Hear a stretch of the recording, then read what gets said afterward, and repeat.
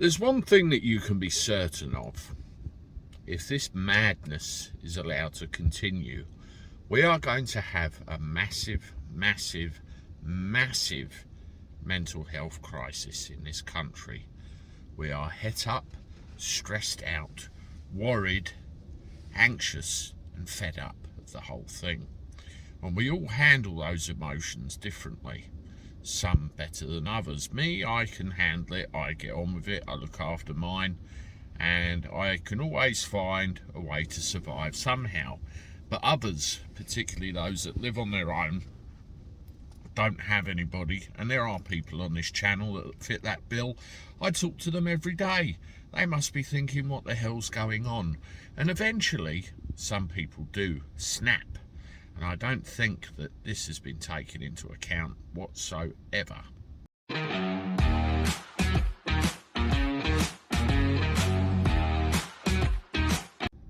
How do everyone? Welcome back to the channel for a Thursday. Hope you're doing all right. I certainly am. Not too bad at all. It's been one of those long days with lots going on, but we get there, as we always do, and get bushy eyebrows. I think I'll do a haircut, but never you mind. Hopefully they'll stay open long enough for me to be able to get that done before Christmas, that word we can't say anymore, because we may offend people. Yeah, right, okay.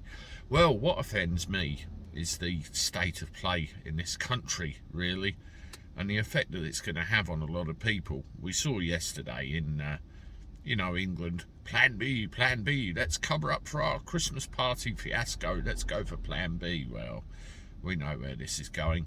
And within 5 minutes of that television broadcast with Boris and the two doctors of doom, I started receiving messages from friends and family saying, we're done, we've had enough, we don't want to know anymore, we're not doing this.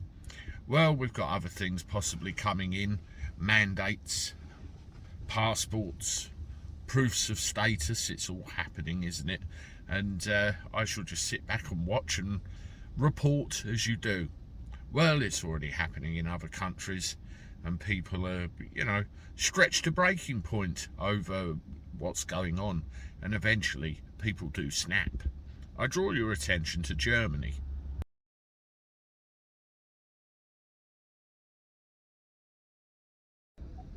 Yes, you read that correctly. The guy killed his wife and his 3 young kids and then turned the weapon on himself.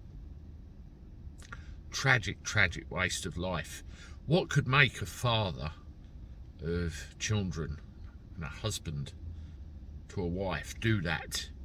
It was all over a passport, proof of status.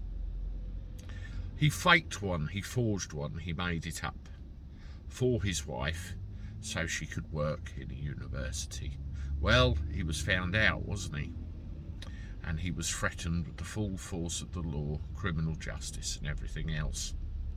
Something's obviously gone very wrong in his head. Don't know whether he snapped, couldn't face the thought of being taken away from his daughters and his wife, and he decided to commit probably one of the most heinous acts you could possibly imagine. Wiping out your own family and then yourself after you've done the deed.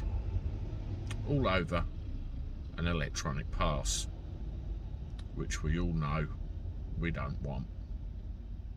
This is the kind of thing that will happen in greater measure if we all continue down this path, and other things like it as well. We're heading for complete and utter catastrophe, and all we can do is try and remember we have to stay strong. We have to be there for each other. We have to believe we will get through this in the end.